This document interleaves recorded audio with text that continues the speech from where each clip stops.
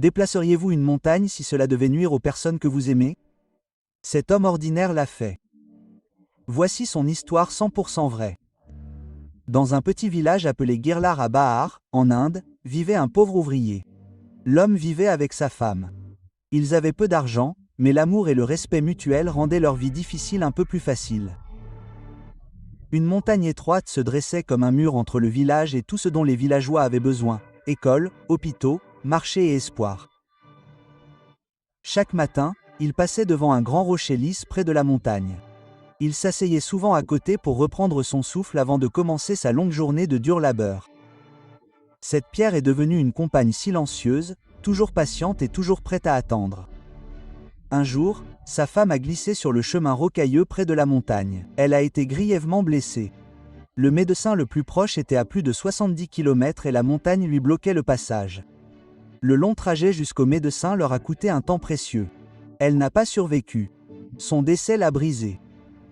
Chaque jour, il revenait au même rocher et s'asseyait dans un silence qui lui semblait plus lourd que les pierres qui l'entouraient. C'est au cours d'une de ces soirées qu'un vieux villageois s'approcha et s'assit à côté de lui. Le vieux villageois regarda la montagne et parla doucement. « Depuis mon enfance, cette montagne a été notre plus grand ennemi. Les femmes souffrent lorsqu'elles doivent escalader ces pierres pointues pour aller chercher de l'eau. Les enfants perdent leur chance d'aller à l'école parce que l'école de l'autre côté est trop loin. Les malades meurent en chemin parce qu'ils ne peuvent pas joindre le médecin à temps.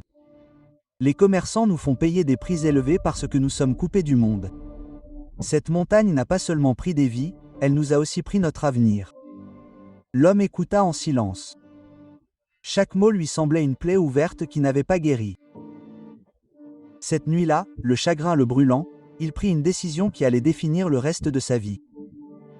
Le lendemain matin, avant le lever du soleil, il marcha jusqu'au rocher lisse près duquel il se reposait toujours.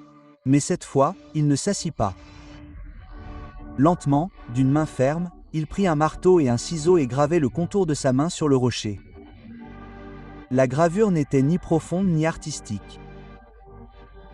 C'était simplement une marque, une promesse qu'il se faisait à lui-même, à la mémoire de sa femme et à tous les villageois qui souffraient à cause de la montagne. Il posa sa paume sur l'empreinte de main gravée, prit une longue inspiration et se mit à marcher vers la montagne avec le marteau et le ciseau. Lentement, il commença à sculpter la montagne morceau par morceau. Les gens qui le voyaient se moquaient de lui. Ils le traitaient de fou. Ils disaient qu'un seul homme ne pourrait jamais tailler une montagne. Mais leurs paroles et leurs rires ne l'arrêtaient pas.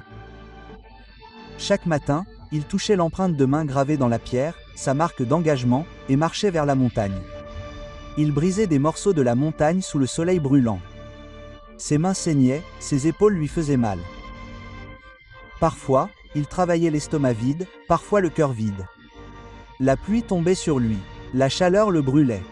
Les moqueries l'entouraient. Mais il revenait chaque jour. Les jours devenaient des semaines. Les semaines devenaient des mois. Les mois devenaient des années. Et les années continuaient de s'écouler. Les villageois qui riaient autrefois se mirent à regarder avec une incrédulité silencieuse.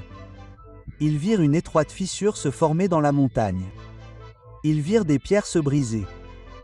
Ils virent un chemin apparaître lentement là où il n'en existait plus depuis des siècles.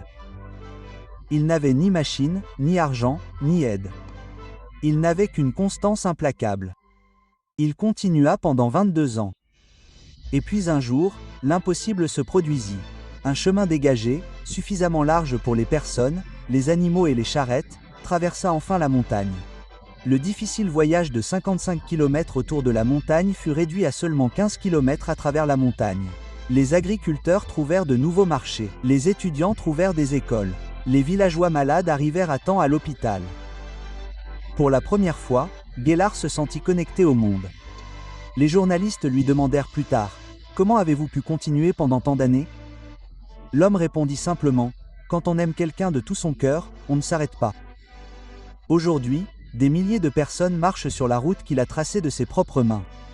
Une route née du chagrin, de l'amour et d'une constance extraordinaire. Si jamais vous avez l'impression que votre rêve est trop grand et si les obstacles sur votre chemin vous effraient, souvenez-vous de l'homme qui déplaça une montagne à main nue. La constance ne nécessite pas de force. Il faut un cœur immense et la volonté de ne jamais abandonner. Donc si vous êtes étudiant, professionnel, créateur de contenu ou n'importe qui d'autre et que vous ne réussissez pas malgré votre travail acharné, soyez cohérent et restez discipliné même lorsque personne n'est là pour vous remercier. Un jour, le succès sera à vous. Vous devez vous demander comment s'appelait cet homme. Il s'appelait Dashras Mandi, également connu sous le nom de l'homme des montagnes de l'Inde. Si cette histoire a allumé un feu dans votre cœur, veuillez vous abonner à la chaîne et partager cette vidéo avec quelqu'un que vous connaissez qui a besoin de motivation aujourd'hui. N'hésitez pas non plus à commenter ce que vous avez appris de cette histoire. Merci de l'avoir regardé.